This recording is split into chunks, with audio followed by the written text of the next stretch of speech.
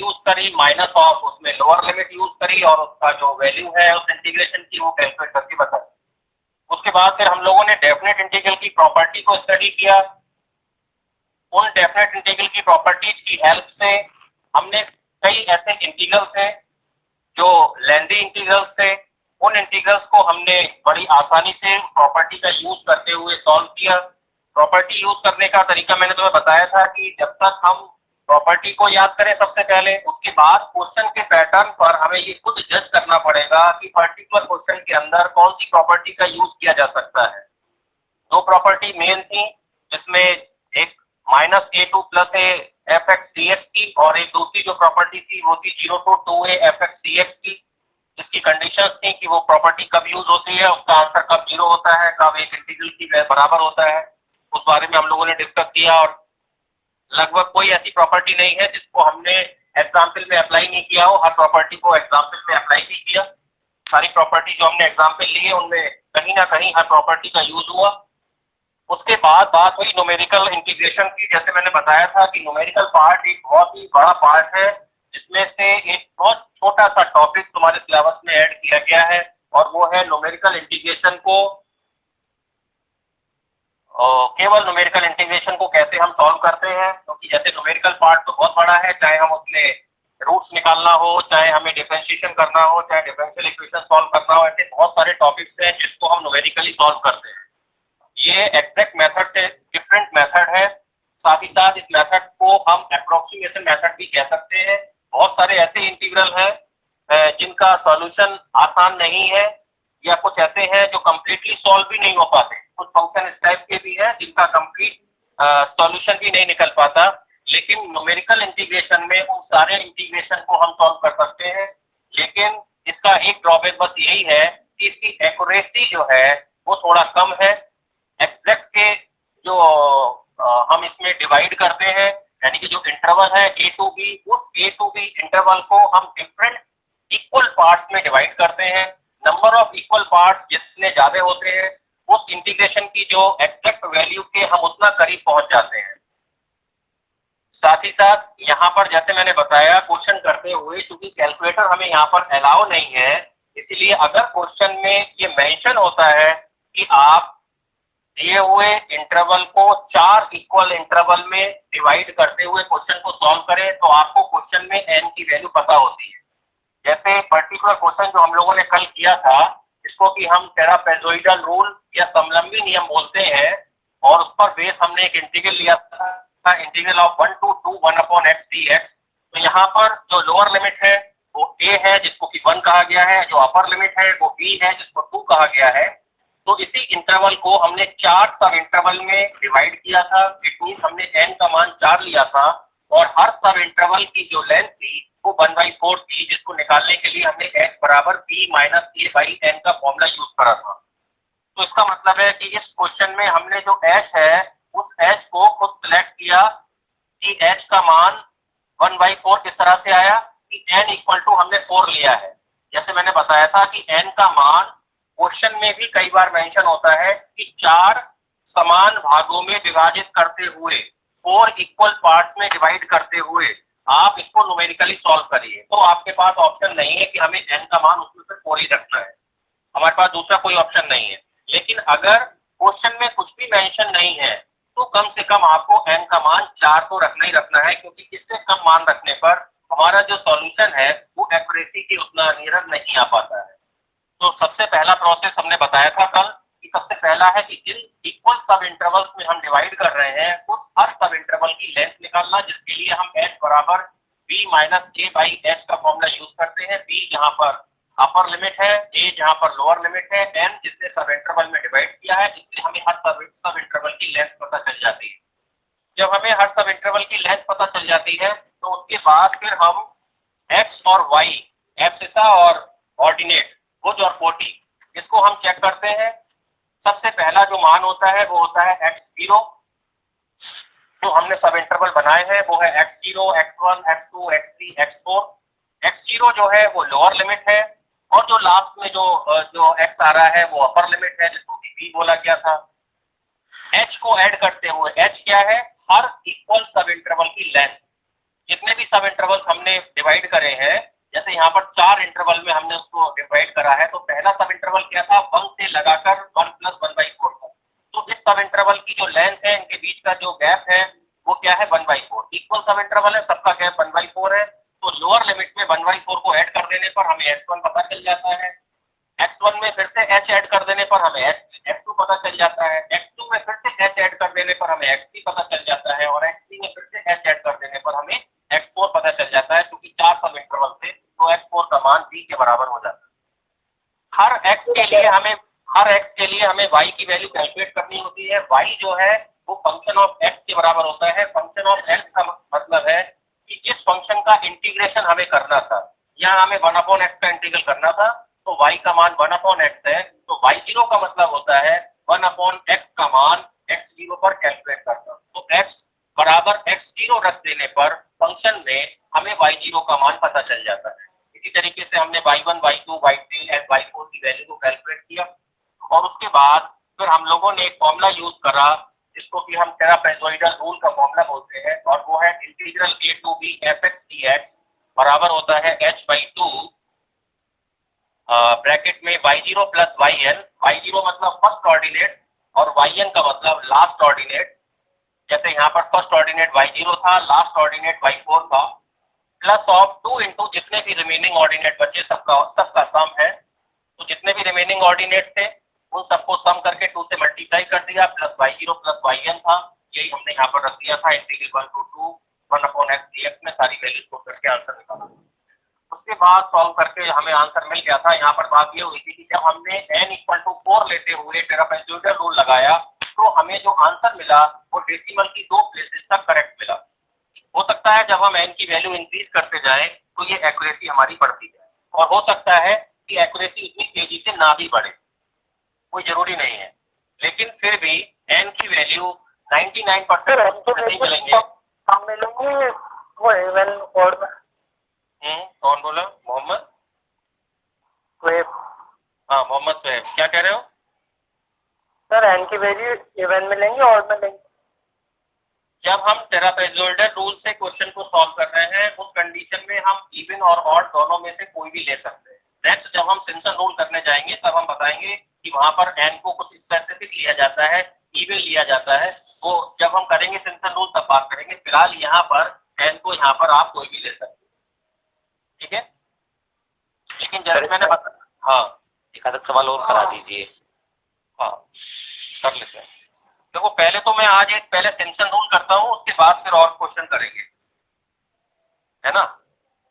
मैं क्वेश्चन जो है वो यही रखूंगा,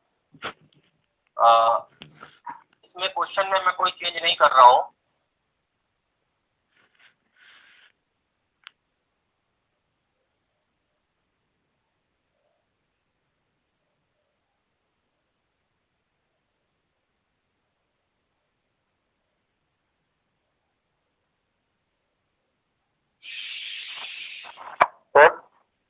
हाँ सर जब हम x की वैल्यू से y की वैल्यू फाइंड करते हैं तो सर इसमें जो सर पॉइंट के बाद कितने उस तक वैल्यू निकालनी चाहिए सर, कितने डिजिट तक? कम से कम 2 से 3 वैल्यू तक निकाल सकते हैं। 3 वैल्यू मानकर चलो, अगर उसमें डेसिमल की 2 प्लेस पर ही अगर आ जा रहा है तब तो कोई बात ही नहीं है। लेकिन अगर 3 प्लेस आ रही है तो 3 प्लेस तक रखो, क्योंकि बात वही आती है सारी इस मेथड में एक्यूरेसी की। अगर हम डेसिमल की 2 प्लेस ले रहे हैं और मान लो वो डेसिमल की 2 प्लेस में कुछ तरीके से लिखा हुआ है 0.128 और आपने 8 को छोड़ दिया, 0.12 लिख दिया, तो एक डिफरेंस मेजर हो जाएगा। Yes sir. हाँ, क्योंकि या तो फिर इसको राउंड ऑफ करो 0.13 करके, क्योंकि 0.128 की जगह अगर हम 0.12 लिखते हैं तो जब हम ओवरऑल जब उन चीजों को सॉल्व करेंगे, अगर 2-3 जगह ऐसा हो जाता है तो ओवरऑल जो आंसर मिलता है उसकी एक्यूरेसी काफी कम हो जाती है। तो अगर हम डेसिमल की 3 प्लेस तक अगर ले लेते हैं तो फिर एक्यूरेसी पर बहुत ज्यादा फर्क नहीं पड़ता, क्योंकि आंसर कम से कम डेसिमल की 2 प्लेस तक को करेक्ट आना ही चाहिए। अगर डेसिमल की वो केवल 1 प्लेस तक ही करेक्ट आ रहा है तो फिर वो थोड़ा सा ठीक नहीं लगता। अब जैसे हमारा लास्ट हमने क्वेश्चन किया वो डेसिमल की 2 प्लेसेस तक करेक्ट था, 0.69 जो आ रहा था, ठीक है नहीं है। तो अगर हम यहाँ पर n की वैल्यू 3 ले लें तो हो सकता है डेसिमल की 2 प्लेस भी उसमें करेक्ट ना आए, तो एक्यूरेसी से काफी वो दूर हो जाता है। जैसे मैंने पहले ही बताया था कि हम इसको इसके जो क्या कहते हैं प्रोग्राम भी बनाए जा सकते हैं, इन जो फॉर्मूले हैं इनके प्रोग्राम भी बन जाते हैं कंप्यूटर। तो एक टॉपिक भी होता है आगे हायर स्टडी में जिसको हम कंप्यूटर ओरिएंटेड न्यूमेरिकल एनालिसिस बोलते हैं। तो कंप्यूटर ओरिएंटेड न्यूमेरिकल एनालिसिस में जो भी न्यूमेरिकली सॉल्व करना सिखाया गया है वो सारे मेथड्स के कंप्यूटर प्रोग्राम भी बनाने बताए जाते हैं। तो अगर उस प्रोग्राम को रन कराया जाता है तो वहां पर फिर एन की वैल्यू कितनी भी लार्ज क्यों ना ले ली जाए, हमें तुरंत आंसर मिल जाता है। एक इनपुट देना है उनको एन का फंक्शन का और सीधे सीधे हमें फिर वो एक्यूरेसी पता चल जाती है कि कितनी है कितनी। अब क्योंकि यहाँ पर कैलकुलेटर भी अलाउ नहीं है तो उस कंडीशन में अगर हम एन को ज्यादा लार्ज दे लेते हैं तो कैलकुलेशन काफी डिफिकल्ट हो जाती है। अब अगर मेंशन ही कर दिया कि 6 पार्ट लो इक्वल पार्ट लो फिर तो कोई बात नहीं है, फिर तो 6 लेने ही पड़ेंगे। तो आज जो हम डिस्कस कर रहे हैं वो डिस्कस कर रहे हैं सिम्पसन रूल या सिम्पसन्स 1/3 रूल। क्वेश्चन हम वही लेंगे और फॉर्मूला इसका जो है वो मैं यहाँ पर लिख दे रहा हूँ पहले। सर ट्रेपेजॉइडल रूल एंड हो गया सर? मैं उसका एक तो क्वेश्चन और ले लूंगा अभी अगर प्रॉब्लम होगी तो, है ना। तरीका वही रहेगा, एक क्वेश्चन उसको और ले लेंगे। पहले मैं इस मेथड को और डिस्कस कर लूँ फिर एक साथ जो भी प्रॉब्लम होगी उसको ले लेंगे। तो integral of a to b fx dx, integral a to b fx dx ये बराबर होता है h/3 ब्रैकेट में y0 प्लस yn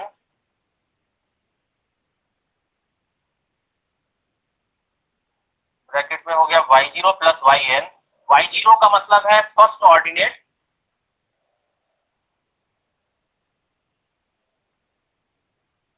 और yn जो है वो है last ordinate, first and last.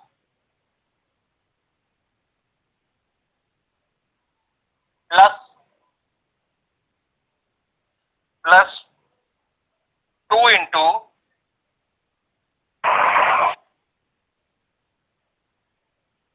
y2 plus y4 plus y6 plus and so on up to yn minus 2 plus का 4 इंटू y1 प्लस y3 नहीं y1 तो y1 plus of y3 plus and so on yn minus 1। yn minus 1। ठीक है, तो ये इसका formula हो गया। तो यहाँ पर जो y0 लिखा हुआ है वो फर्स्ट ऑर्डिनेट है और जो yn लिखा हुआ है वो लास्ट ऑर्डिनेट। अब मैं जो क्वेश्चन वही ले रहा हूँ जो क्वेश्चन अभी हम लोगों ने कल सॉल्व किया था। क्वेश्चन हम लोगों ने जो कल सॉल्व किया था वो क्वेश्चन यही था, integral of 1 to 2 1/x dx। Question मेरा यही था, इसमें क्वेश्चन में कोई चेंज नहीं है। अंतर सिर्फ ये है कि क्वेश्चन में मेंशन ये है कि मुझे अब ये क्वेश्चन सिम्पसन रूल से करना है। क्वेश्चन में अगर मेंशन है n का मान क्या लेना है तो आपको वही लेना है।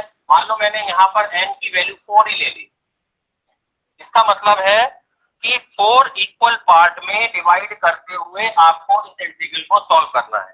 तो कई बार ये होता है एन की वैल्यू सर खुद मेजर करेंगे इसमें? n की वैल्यू खुद लेंगे अगर क्वेश्चन में नहीं लिखी हुई है तो। कई बार क्वेश्चन में क्या लिखा होता है कि 1 to 2 इंटरवल को 4 इक्वल पार्ट में डिवाइड करते हुए आप इसको सिम्पसन रूल से सॉल्व करिए। तो 1 to 2 क्या है? 1 to 2 इंटरवल है। 1 means lower limit, 2 means upper limit. तो 1 to 2 जो लिमिट है उस लिमिट को, उस इंटरवल को 4 इक्वल सब इंटरवल, 4 इक्वल मतलब 4 समान भागों में बांटते हुए, 4 इक्वल सब इंटरवल में डिवाइड करते हुए इसको सिम्पसन रूल की हेल्प से सॉल्व करिए। एक तो ये बात हो गई। एक ये हो गया कि इस क्वेश्चन को सिम्पसन रूल से सॉल्व करिए। उसने ये नहीं बताया कि कितने पार्ट में डिवाइड करते हुए करना है। तो आपके पास ऑप्शन है कि n का मान 4 ले, n का मान 6 ले। ठीक है, ध्यान ये रखना है कि सिम्पसन रूल करते हुए हम n का जो मान है वो इस तरह से लेते हैं कि वो 2 से डिविजिबल हो, यानी कि सम हो। इसका मतलब यहाँ पर हम n का मान 5 नहीं ले सकते, 7 नहीं ले सकते, 9 नहीं ले सकते। तो ये इसमें एक स्पेशल कंडीशन लगी हुई है जो ट्रापेजोइडल रूल में नहीं लगी हुई थी, लेकिन यहाँ पर ये कंडीशन लगी हुई है कि यहाँ पर n का मान सम होना चाहिए, एक इवन नंबर होना चाहिए। तो सिम्पसन 1/3 रूल के अंदर 1/3 रूल के अंदर जो n है वो इवन नंबर होता है, यानी कि हम इवन नंबर जो है उतने ही पार्ट्स में दिए हुए इंटरवल को डिवाइड कर सकते हैं, ऑड पार्ट में डिवाइड नहीं कर सकते, 5 पार्ट में डिवाइड नहीं कर सकते, 7 पार्ट में डिवाइड नहीं कर सकते। तो ये एक यहाँ पर रेस्ट्रिक्शन लगा हुआ है। सर क्या चीज क्यों नहीं कर सकते हम?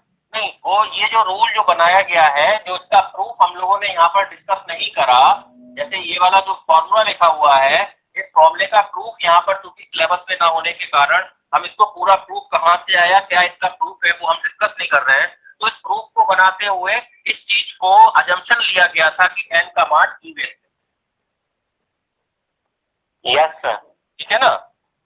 तो अब करने का तरीका क्या है? काम तो सबसे पहले वही होगा जो उस क्वेश्चन में किया था, क्या कि टेबल फॉर्म करना। टेबल फॉर्म करने का मतलब यह है कि x क्या है और y क्या है। x और y से हमारा मतलब है कि पहला जो टर्म है वो x0 है, जिसको कि a कहा जाता है, जो 1 के बराबर था। जो दूसरा x है उसको x1 कहा जाता है। उस h को ऐड करने पर हमें सेकंड x की वैल्यू मिल जाती है, यानी कि 1 प्लस और 1/4, जो हम लोगों ने इससे पहले भी किया था, यानी कि 1.25। इसी तरीके से जो x2 था वो था x1 में h ऐड करने पर या a प्लस 2h लिख देने पर हमें मिल जाता है, यानी 1 प्लस 2/4 यानी कि 1.5। ठीक इसी तरीके से x3 a प्लस 3h और ये बराबर हो गया 1 plus of 3/4 that is equal to 1.75 and x4 equal to a plus 4h जो कि 1 प्लस ऑफ 4/4 यानी कि 1 यानी कि 2 जो कि b के बराबर है। तो ये जो चीज आ गई वो आपकी x आ गई। इसी तरीके से इन्हीं वैल्यूज पर हमें y की वैल्यू कैलकुलेट करनी है, जो हम लोगों ने कल की थी y की वैल्यू कैलकुलेट, क्योंकि क्वेश्चन हमारा वही था। तो y बराबर जो fx है, तो यहाँ पर fx का मान 1/x है, जिस फंक्शन का हमें इंटीग्रल करना था। अब क्योंकि फंक्शन हमारा 1/x है जिसका इंटीग्रल करना था, तो जो वैल्यूज थी वो हमारी हम कल वाली वैल्यूज ही यहाँ पर लगा देते हैं। और जो वैल्यूज आ रही थी हमारी वो कुछ इस तरह से आ रही थी, ये आ रही थी 0.8, 0.67, 0.57 एंड 0.5, 0.8, 0.67, 0.57 एंड 0.5। तो यही वैल्यूज हम यहाँ पर y की लिख लेते हैं, क्योंकि क्वेश्चन हमारा एज इट इज था। तो इसको जो x0 पर जो वैल्यू है उसको हम लोग y0 बोलते हैं, यानी कि y0 की जो वैल्यू है फर्स्ट ऑर्डिनेट वो क्या हुआ 1/1 यानी कि 1। इसी तरीके से y1 जो कि वैल्यू निकल कर आई थी 0.8, y1 का मतलब 1/x1, 1/1.25 सॉल्व करके 0.8 आया था, ये हम लोगों ने कल सॉल्व किया था। इसी तरीके से y2 मीन 1/x2, तो 1/x2 जो सॉल्व होकर आया था वो आया था 0.67। ठीक इसी तरीके से जो y3 था वो हमारा आया था 0.57, 1/x3 यानी कि 0.57, और y4 जो है वो हो गया 1/2 दैट इज इक्वल टू 0.5। तो कहने का मतलब है क्योंकि फंक्शन सेम था, लिमिट सेम थी, पार्ट्स भी वही थे, तो जो हमारी टेबल है वो टेबल भी वही रही। इस टेबल में भी किसी तरीके का कोई चेंज नहीं आया। सर ये y1 y2 का मान द्वारा समझा दीजिए, समझ नहीं आया। तुम कल आए थे, कल अटेंड की थी क्लास? यस सर, कल एक बार और समझा दीजिए। देखो, जिस फंक्शन का इंटीग्रल करना है, क्वेश्चन हमारा क्या था? क्वेश्चन था 1/x। क्वेश्चन था हमारा ये 1/x। तो हम लिखते हैं integral of a to b fx dx, integral of a to b fx dx। तो a का मान क्या हुआ, कंपेयर करो, 1, a की जगह 1 लिखा है, b की जगह क्या लिखा हुआ है, b की जगह 2 लिखा हुआ है, fx की जगह क्या लिखा हुआ है, fx की जगह 1/x लिखा हुआ है। तो जो y है y बराबर ही fx होता है। इसका मतलब है कि जो a to b इंटरवल था उस इंटरवल को हमने 4 इक्वल सब इंटरवल में डिवाइड किया था, उसी से हमें x0, x1, x2 जो पॉइंट थे वो पता चल गए थे। तो उसी पॉइंट पर हमें y की वैल्यू को कैलकुलेट करना है। x0 पॉइंट क्या था, 1 था, x1 point, x2 point, x3 point, x4 point निकालने का तरीका समझ में आ गया होगा तुम्हें। तो जो y बराबर 1/x यानी fx बराबर 1/x है, तो जो y0 है उस y0 का मतलब होता है जो fx है उसमें x की जगह x0 पुट कर देना, fx का मान जो भी क्वेश्चन में दे रखा होगा। तो y0 का मतलब है 1/x0 और x0 क्या है 1, तो 1/1। y1 जो है वो है 1/x1। इसका मतलब है x1 क्या है 1.25। तो अगर हम 1/1.25 को सॉल्व करते हैं तो सही है सर, समझ में आ गया। आ गया जी सर। ठीक है। तो इस तरीके से ये टेबल फॉर्म हो गई। अब जब टेबल फॉर्म हो गई तो टेबल फॉर्म होने के बाद हम अपने जो फॉर्मूला था उस फॉर्मूले में ये वैल्यू पुट करेंगे और फॉर्मूला हमारा कुछ इस तरह से था, फॉर्मूला सर गलत है। Integral of integral of 1 to 2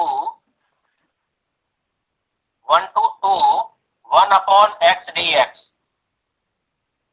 ठीक है, ये बराबर था h/3 के multiply by first ordinate plus last ordinate, y0 plus yn। तो y0 प्लस yn का मतलब हो गया y0 प्लस y4, क्योंकि n का मान यहाँ पर 4 है, प्लस 2 इंटू क्या है 2 इंटू y2 प्लस y4।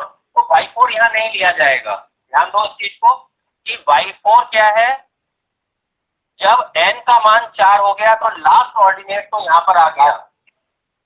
तो लास्ट ऑर्डिनेट इन दोनों ब्रैकेट में से कहीं पर भी नहीं लिखा जाएगा।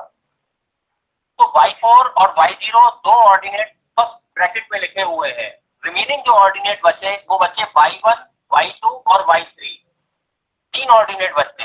तो y1 y3 आ जाएगा 4 इंटू और y2 जो आ जाएगा वो 2 इंटू। इसका मतलब क्या आ जाएगा 2 इंटू y2, 2 इंटू y2 और plus 4 into y1 plus of y3। अब हम यहाँ पर वैल्यू रखेंगे। तो पहले तो ये समझना चाहिए कि तुम्हें ये फॉर्मूला जो है हमें उसमें एडजस्ट करके बताना है। ध्यान ये रखना है कि हमने जो फर्स्ट ब्रैकेट लिखी है उसमें first ordinate plus last ordinate y0 और y4, n बराबर 6 होगा तो ये y6 होगा लास्ट ऑर्डिनेट। फर्स्ट और लास्ट ऑर्डिनेट को छोड़कर रिमेनिंग ऑर्डिनेट जो भी बचेंगे वो हम अपने फॉर्मूले की हेल्प से देखेंगे कि 2 इंटू और 4 इंटू में कौन कौन से आएंगे। फर्स्ट और लास्ट इन दोनों ब्रैकेट में नहीं आएगा, वो पहली ब्रैकेट में आएगा केवल, वो किसी 2 और 4 की मल्टीप्लाई के साथ नहीं आएगा। h का मान कितना पहले लगा लेते हैं फिर बताता हूँ। h equal to 1/4 divided by 3। तो कौन सा लग रहा है फॉर्मूला देगा सर? h का मान क्या कह रहे हो सर? h का मान कहाँ से मिलेगा? h का मान सबसे पहले हम लोगों ने डिस्कस करा था, ये यहाँ पर मैंने इस क्वेश्चन में आज डिस्कस नहीं करा, लेकिन मैंने यहाँ डिस्कस करा था इसलिए मैंने छोड़ दिया। मैं दोबारा कर देता हूँ। जो h होता है b minus a by n। मैंने इसलिए नहीं लिखा क्योंकि कल भी मैंने इसको 2-3 बार यूज कर लिया था। और h है ये, b है 2, a है 1 और डिवाइडेड बाई 4 यानी कि 1/4, ये h का मान है। और यही मान जो h का जो मैंने लिखा है वही h मैंने यहाँ पर भी यूज करा है। h हम ऐड करते रहते हैं, a में h ऐड कर दिया, फिर 2h ऐड कर दिया, फिर 3h ऐड कर दिया, फिर 4h ऐड कर दिया। मतलब हमने जो 1 to 2 का जो इंटरवल था वो हमने 4 पार्ट में डिवाइड करा और इंटरवल की लेंथ क्या थी 1 to 2 की 1 2 - 1 और 4 पार्ट में डिवाइड कर दिया तो हर इंटरवल की लेंथ कितनी हो गई 1/4। ये मतलब है। Okay sir. अब जरा वैल्यू लगाओ जरा, y0 की वैल्यू कितनी है फर्स्ट एंड लास्ट। y0 क्या था 1 था, तो y0 1 लगा दिया और जो लास्ट था ऑर्डिनेट वो कितना था 0.5। ये प्लस का 2 इंटू y2 देखो कितना है यहाँ पर, y2 की वैल्यू कितनी है 0.67, तो यहाँ पर मैंने लगा 0.67। सर 2 की जगह 4 और 4 की जगह 2 आएगा ना? पहले देख लो पूरा, दो कहाँ 2 आ गया 2 आया सर 2 के साथ फॉर्मूले के अकॉर्डिंग 2 के साथ ऑड मल्टीपल्स आएंगे सर। नहीं, वो किसी बुक में कैसे लिखा है किसी में कैसे लिखा है, लेकिन जो ये लिखा हुआ है वो करेक्ट है। इसे ओके देखो, सर। हाँ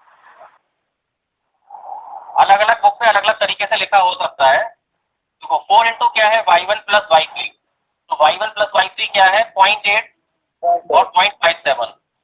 ओवरऑल जो लिखा होगा हर बुक में सेम ही होगा, उसमें अंतर नहीं होगा। तो यहाँ पर आ जाएगा 0.8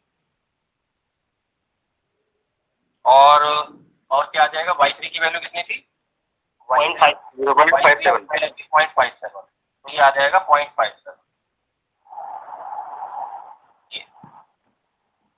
तो ये इस तरीके से आ जाएगा। एक चीज ये ध्यान दो, कुछ बुक में जो स्टार्टिंग है वो 0 से नहीं की है, कुछ बुक में स्टार्टिंग जो है वो फर्स्ट ऑर्डिनेट को 1 कहा है, कुछ बुक में फर्स्ट ऑर्डिनेट को 0 कहा है, कुछ बुक में किसी क्वेश्चन में तो फर्स्ट ऑर्डिनेट को 0 कह दिया है और किसी क्वेश्चन में जो है वो 1 कह दिया है। तो उससे कंफ्यूजन वाली स्थिति बन रही है, ठीक है नहीं है। लेकिन तुम्हें क्या करना है, एक जैसा जो है मेथड अडॉप्ट करना है। तो मैंने क्या करा है, मैंने जो भी लिया है वो एक जैसा लिया है। मैंने शुरुआत जो की है वो 0 से की है और जो लास्ट है उससे तुम्हें ये भी पता चल जाएगा कि अगर हम 4 पार्ट में डिवाइड करते हैं तो लास्ट वाला जो वैल्यू आएगी वो 4 आएगी। ये 4 में डिवाइड करेंगे तो x4 y4 लास्ट होगा और शुरुआत किससे करते हैं हम 0 से, ठीक है नहीं है। अगर हम इसको शुरुआत 1 से करेंगे तो लास्ट x5 हो जाएगा, यहाँ y1 से करेंगे तो ये y5 हो जाएगा, फॉर्मूला पूरा बदल जाएगा। बात समझ रहे हो। तो जहां इवन है वहां 2 है वहां 4 हो जाएगा, जहां 4 है वहां 2 हो जाएगा। अब जो सार्थक पढ़ रहे होगे तुम लोग, तो सार्थक में क्या करा है, ट्रेपेजोइडल रूल में तो फर्स्ट ऑर्डिनेट उन्होंने 0 कर लिया है, दूसरा रूल बताया तो उसमें 1 कर लिया है। तो कहीं पर वो फर्स्ट ऑर्डिनेट y0 मान लेते हैं, कहीं पर फर्स्ट ऑर्डिनेट y1 मान लेते हैं। तो एक जैसा तरीका रहना चाहिए, ठीक है नहीं है। ये नहीं होना चाहिए कि कभी तो हम फर्स्ट ऑर्डिनेट y0 माने, कभी फर्स्ट ऑर्डिनेट y1 माने, तो कंफ्यूजन होगा। एक ही तरीके से चलो, लेकिन लास्ट जो रिजल्ट होगा वो सेम ही होगा। मतलब ये जो टर्म लिखी होगी, जो ये लास्ट में लिखी है ये वाली, ये सभी बुक में सेम आएगी, इसमें कोई अंतर नहीं आएगा। जो भी बुक तुम्हारे पास होगी उसमें ये वाली जो लाइन लिखी हुई है, इस लाइन में कोई चेंज नहीं होगा, जो बुक भी तुम पढ़ रहे हो। तो इस लाइन में जो मैंने ये लाइन लिखी है, ये लाइन एग्जैक्ट हर बुक में सेम होगी, चाहे वो फॉर्मूला कुछ भी लिखा हो किसी बुक में। कोई किसी बुक से पढ़ रहा होगा, कोई किसी बुक से पढ़ रहा होगा। तो ये हो गया 1/12। इस लाइन में कहीं चेंज नहीं होगा किसी भी बुक में।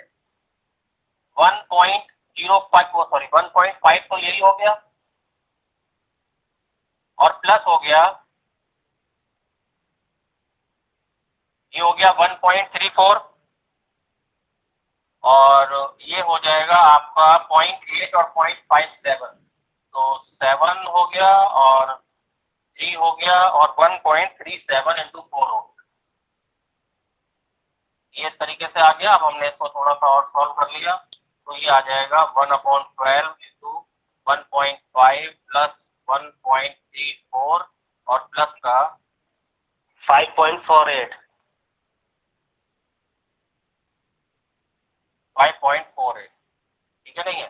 अब इसको थोड़ा सा हम इसको सॉल्व कर लेते हैं। अब देखो जरा सॉल्व करके कितना आ रहा है जरा। टोटल आ जाएगा 8.32। 2.69 आंसर आ रहा है। कितना आ जाएगा ये? 8.32 आ रहा है। इनको जोड़ करके आ रहा है। अभी तो 12 से भाग देंगे तो 0.6933 आ रहा है। हाँ 12 से भाग दे दो तो आ जाएगा 933 0.6932। 6933 बात चलो देख लेते हैं बात कितना आ रहा है, कैलकुलेटर से देख लेते हैं।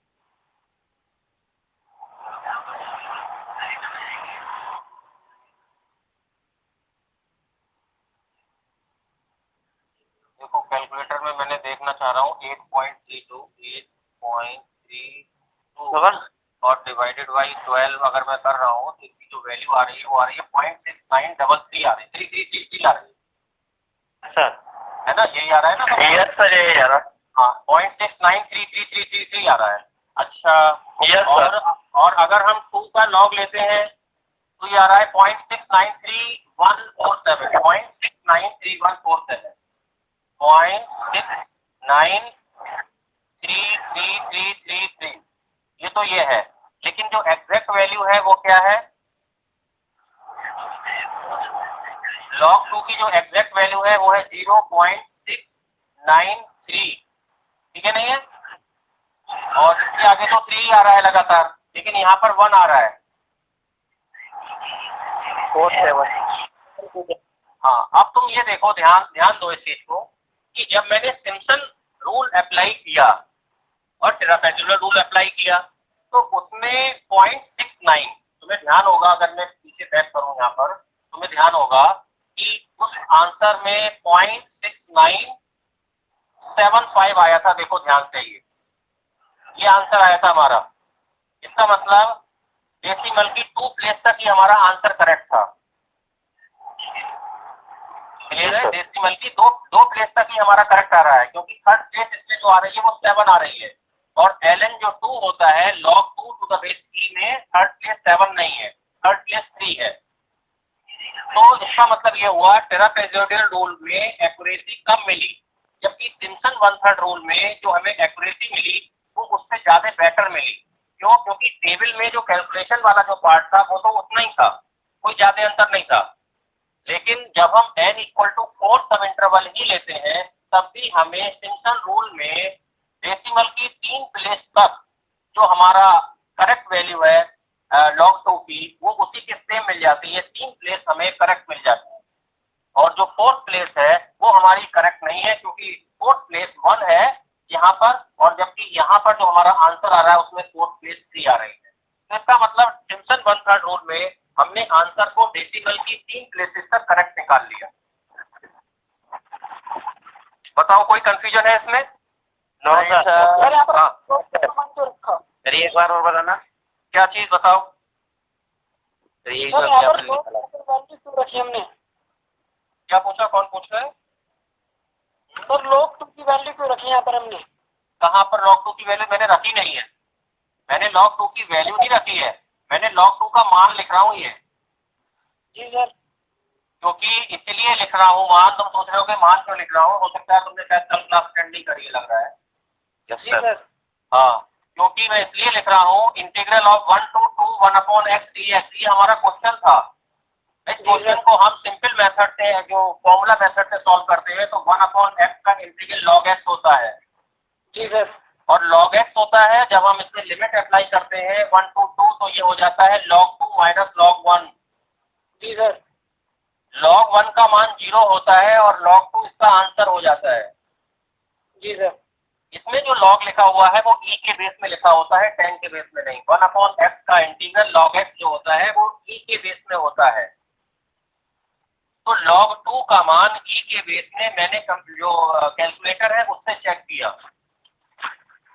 log 2 की जो वैल्यू है वो मैंने कैलकुलेटर से चेक की, जो आ रही थी 0.693147 एंड सो ऑन, लगातार चल रही थी। तो ये इसकी एग्जैक्ट वैल्यू है, करेक्ट वैल्यू है जो फॉर्मूले से निकल कर आई है। और जो हम न्यूमेरिकल मेथड अप्लाई कर रहे हैं वो उसकी अप्रोक्सीमेट वैल्यू है। यहाँ पर हम n का मान 4 भी रख सकते थे, n का मान 6 भी रख सकते थे, n का मान 50 भी रख सकते थे, n का मान 100 भी रख सकते थे। जैसे जैसे n की वैल्यू बढ़ती चली जाएगी, ये जो आंसर हमारा जो निकल कर आ रहा है वो डेसिमल की और ज्यादा प्लेसेस तक करेक्ट होता चला जाएगा। फिलहाल n का मान 4 ले लेने पर हमें डेसिमल की 3 प्लेस तक करेक्ट आंसर मिल गया, जो कि यहाँ पर log 2 के आंसर से हमें पता चल रहा है। फोर्थ प्लेस हमारी करेक्ट नहीं आई। फोर्थ प्लेस एग्जैक्ट जो है log 2 की वैल्यू में 1 होती है। तुम अपना जो कैलकुलेटर हो उससे चेक कर सकते हो। तो यहाँ पर 3 आ गई। तो इसका मतलब है कि हमने जो एक्यूरेसी है हमारी, इस फॉर्मूले की जो एक्यूरेसी है n बराबर 4 ले लेने पर वो डेसिमल की 3 प्लेस तक हमारा जो आंसर है वो करेक्ट है। तो मैं पहले ही बता रहा था कि कम से कम हमें n का मान 4 ले लेना चाहिए। अगर हम n का मान 4 नहीं लेते हैं तो सिम्पसन रूल में तो कम से कम हमें n का मान इवन नंबर सम संख्या लेनी पड़ती है। तो ऑप्शन ही नहीं है हमारे पास। अगर हम 4 से कम लेते हैं तो n का मान केवल 2 ही बचता है। बात समझे? जी लेने तो सर ये वैल्यू एग्जाम में भी दिखानी पड़ेगी? नहीं नहीं, एग्जाम में नहीं दिखानी पड़ेगी। अगर वो कहता है कि आपका कितना करेक्ट है तो आप बता सकते हो, थर्ड प्लेस तक करेक्ट आ रहा है। एग्जाम में इसलिए दिखानी पड़ेगी क्योंकि तुम्हारे पास कैलकुलेटर अलाउ नहीं है। Okay sir. सर n की वैल्यू कितने तक ले सकते हैं? n की वैल्यू जितनी चाहे उतनी लार्ज ले सकते हो, जितनी चाहे उतनी लार्ज ले सकते हो, लेकिन क्योंकि कैलकुलेटर अलाउ नहीं होता है तो मिनिमम हमें 4 तो लेनी ही है। 4 से कम नहीं। 4 से कम नहीं। मान लो एक मिनट सपोज कर लेते हैं कि 4 से कम हम क्या लेंगे। सिम्पसन रूल में 3 ले नहीं सकते क्योंकि 3 ऑड नंबर है। अब हमने n का मान 2 ले लिया, तो n का मान 2 ले लिया तो इंटीग्रल 1 to 2 1/x dx का मान क्या हो जाएगा? h/3। h का मतलब 1/4 डिवाइडेड बाई 3 और अंदर आ जाएगा फर्स्ट एंड लास्ट।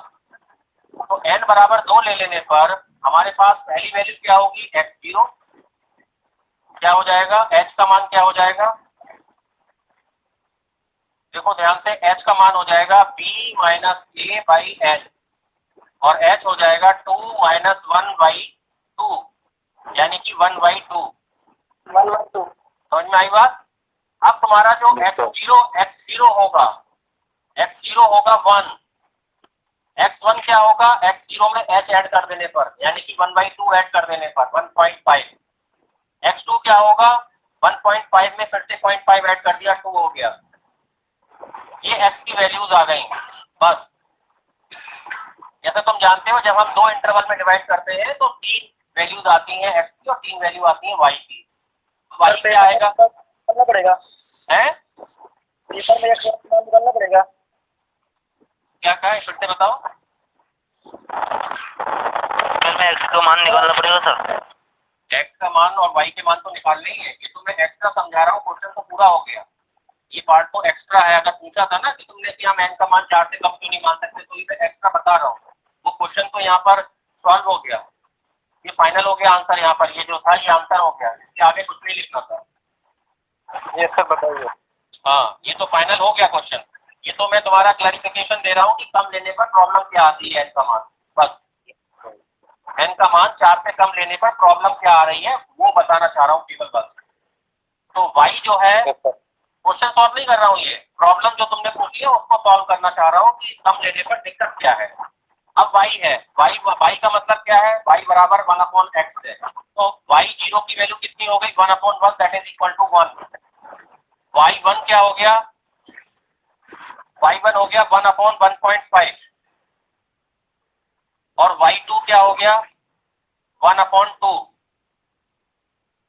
ठीक है, तो अब हमें थोड़ा सा सॉल्व करना पड़ेगा यहाँ पर कैलकुलेटर से। और कैलकुलेटर में हमें ये देखना पड़ेगा कि 1 डिवाइडेड बाई 1.5 क्या होगा? 1 डिवाइडेड बाई 1.5 ठीक है नहीं है, वो बराबर हो जाएगा 0.666। तो इसका मतलब ये हो गया 0.667 ऐसे लिख लेते हैं। जैसे मैंने बताया 3 प्लेस तो लिखनी चाहिए। ठीक है, और दूसरी क्या हो गई? 0.5। ठीक है, अब ये वाली जो वैल्यूज तुमने निकाल ली, ये जो वैल्यूज तुमने निकाल ली यहाँ पर, ये वैल्यूज अगर हम फॉर्मूले में लिखें तो फॉर्मूला क्या होता है, पहली ब्रैकेट में लिखते हैं फर्स्ट प्लस लास्ट। तो फर्स्ट प्लस लास्ट का मतलब क्या है, 1 प्लस 0.5। सर n1/2 है सर, आपने n को ले रखा है तो यहाँ पे इसका मान n का मान अच्छा n/2 है, आपने ठीक है बिल्कुल सही, n का मान 1/2 है। तो h/3 था तो 1/2/3, क्योंकि h का मान 1/2 था, ठीक है। और प्लस क्या होता है, प्लस क्या लगाते हैं हम लोग, प्लस लगाते हैं 2 into y2 plus y4 and 4 into y3 y1 plus y3, यही लगाते हैं। Yes sir. देखो 4 इंटू क्या लगाते हैं, y1 प्लस y3। तो यहाँ पर केवल y1 ही बचा, बस और कुछ बचा ही नहीं। तो 4 इंटू y1 आ जाएगा, और y1 का मान कितना है 0.667, और 2 इंटू क्या आता, 2 इंटू y2 आता, लेकिन y2 हम चूंकि लिख चुके हैं, फर्स्ट एंड लास्ट में आ गया, तो वो दोबारा से नहीं आ सकता। क्लियर? Yes sir. हाँ, अब अगर हम इसको सॉल्व करें तो देखते हैं क्या आ जाता है। ये आ जाएगा आपका 4 की मल्टीप्लाई मैंने कर दिया 0.667 से, और ये बराबर आ रहा है 2.668।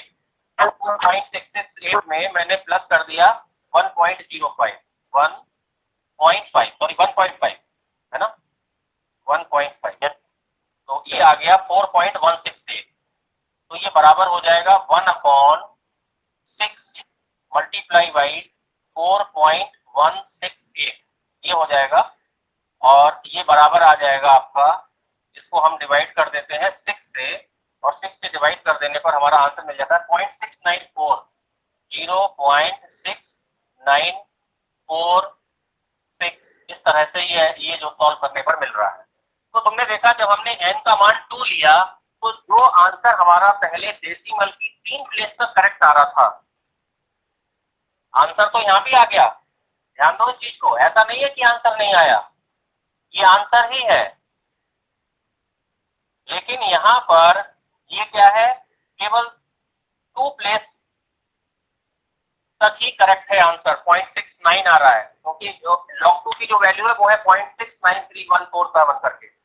और सर log 2 की वैल्यू से मिलना चाहिए इन आखिर के पॉइंट के बाद के 3।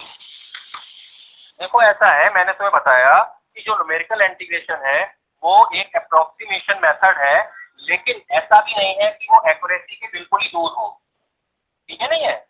ऐसा नहीं है कि जो एग्जैक्ट आंसर है उसका उसके बिल्कुल नियर अबाउट भी नहीं आएगा आंसर, तो फिर मेथड का फायदा ही क्या हुआ कि अगर वो उसके आसपास ही नहीं आ रहा बिल्कुल ही। तो ऐसा नहीं कि उसके आसपास नहीं आता, बात केवल एक्यूरेसी की है। और एक्यूरेसी हम कैसे मेजर करते हैं, मेजर करते हैं कि वो डेसिमल की जो प्लेसेस है वो उसकी कितनी प्लेसेस तक करेक्ट है। मान लो अभी मैं ये आंसर निकालूं, इसका आंसर आ जाए 0.8, तो डेसिमल की एक भी प्लेस करेक्ट नहीं आई, आंसर तो 0.6 से शुरू होता है और आंसर आ रहा है 0.8। तो फिर इसका मतलब है कि मेथड तो बिल्कुल भी सही नहीं हुआ। बात समझे मेरी, नहीं समझे? Yes sir. हाँ, कि अगर इसकी शुरुआत ही ऐसे हो जाए कि इसके आंसर की शुरुआत ऐसे हो जाती 0.8 या 0.9 या आंसर आ जाता 1.2, तो इसका मतलब है कि ये तो log 2 के तो बिल्कुल आसपास में नहीं आ रहा। तो इसका मतलब है 3 वैल्यू से मिलना चाहिए आखिर की। नहीं भाई, ये कोई रूल नहीं है कि 3 से मिलना चाहिए, 2 से मिलना चाहिए, 1 से मिलना चाहिए, ये कहीं नहीं लिखा। ये तो सर का मान बढ़ाएंगे उतनी करेक्ट वैल्यू आएगी। बस बस बस बस बस बस मेरा कहने का मतलब है कि ये फॉर्मूले ऐसे हैं कि अगर n का मान, तुमने कहा ना 2 क्यों नहीं रख सकते, तो मैं ये बता रहा हूँ कि 2 रखने पर क्या प्रॉब्लम आई। 2 रखने पर प्रॉब्लम सिर्फ इतनी आई कि एक्यूरेसी 4 से कम हो गई। जो आंसर 3 प्लेस तक करेक्ट आ रहा था वो केवल 2 प्लेस तक ही रह गया, इसके अलावा कोई अंतर नहीं आया। अब तुम ये देखना, इसी क्वेश्चन में तुम n की जगह 4 की जगह 6 ले लो, यानी 6 इक्वल पार्ट में डिवाइड करो, तो हो सकता है जो आंसर डेसिमल की 3 प्लेस तक करेक्ट आ रहा था वो हो सकता है 4 प्लेस तक करेक्ट हो जाए। Yes sir. लेकिन ये जो ये करेक्ट होने का जो एक तरीका है, इसकी कोई लिमिट तो है नहीं, 4 प्लेस, 6 प्लेस, 100 प्लेस, 200 प्लेस, तो इसका कोई मेजरमेंट नहीं है।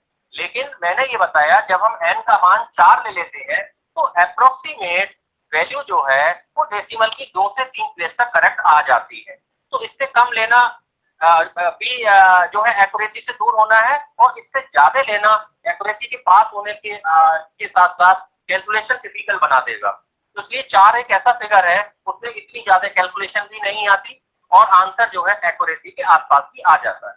तो अगर एग्जाम में जो पार्ट गिवन नहीं है तो नॉर्मली हम 4 मान लेते हैं और अगर गिवन है तो फिर वो मानते हैं जो लिखा हुआ है। Yes sir. क्लियर हो गई बात? तुम्हारे लिए कंसेप्ट क्लियर हो गया जो बताना चाह रहा हूँ? Yes sir. Yes sir. तो अब मैंने देखो क्वेश्चन केवल एक ही लिया है, ध्यान दो इस चीज को। कल से मैंने केवल एक ही क्वेश्चन लिया है, इंटीग्रल 1 to 1/x dx। मैंने इस क्वेश्चन को सबसे पहले ट्रापेजॉइडल रूल से किया n बराबर 4 मान के। उसके बाद मैंने इसी क्वेश्चन को सिम्पसन रूल से करा n बराबर 4 मान के। इसी क्वेश्चन को मैंने सिम्पसन रूल से करा n बराबर 2 मान के। ठीक है नहीं है? तो प्रोसेस यही है, क्वेश्चन कुछ भी हो सकता है। जैसा जैसा फंक्शन होगा उसी के अकॉर्डिंग कैलकुलेशन बनती चली जाएगी। फंक्शन जितना आसान होगा कैलकुलेशन उतनी आसान होगी, ऐसा तुम इस टेबल से समझ सकते हो। 1/x है तो कैलकुलेशन ऐसी थी, 1/1 + x² होता तो ज़ाहिर कैलकुलेशन और बढ़ जाती। अगर 1/1 + x² होता तो फिर x की जगह x0 तुम रखते तो 1/1 + x02, 1/1 + x1², 1/1 + x2², यानी कैलकुलेशन थोड़ी और बढ़ जाती। यानी कैलकुलेशन डिपेंड करती है नंबर ऑफ सब इंटरवल पर और फंक्शन पर कि वो फंक्शन किस टाइप का है, उसी पर तुम्हारी कैलकुलेशन रहेगी कि कैलकुलेशन कैसी। फिर भी जो भी y की वैल्यू निकालो, डेसिमल की 3 प्लेसेस तक तो उसका आंसर लिखो, जिससे कि हम n का मान 4 मान रहे हैं और जो y1, y2, y3 की वैल्यू कैलकुलेट कर रहे हैं सॉल्व करके, वहां पर डेसिमल की 3 प्लेस मैक्सिमम, चौथी प्लेस लिखने की जरूरत नहीं है, 3 प्लेस तक निकाल लेते हैं। क्योंकि 3 प्लेस तक लिखते हैं तो 100% डेसिमल की 2 प्लेस तक हमारा आंसर करेक्ट आ ही जाता है। ठीक है नहीं है? गलत कुछ नहीं होता इसमें। अगर क्वेश्चन में मेंशन नहीं है तो गलत तो ये भी नहीं है जो लिखा हुआ है n बराबर 2 मान के। अगर तुम्हें ये लग रहा हो कि ये गलत है, नहीं, गलत ये भी नहीं है, ये भी सही है। चलो ठीक है, ठीक है। Yes sir. ठीक है, तो फिर तुम जो है इसका बेस यस सर ट्राई करना, फिर कल देखते हैं प्रॉब्लम जो भी होगी। Thank you sir. ठीक है भाई, थैंक यू। अटेंडेंस सबने मार्क कर दी? Yes sir.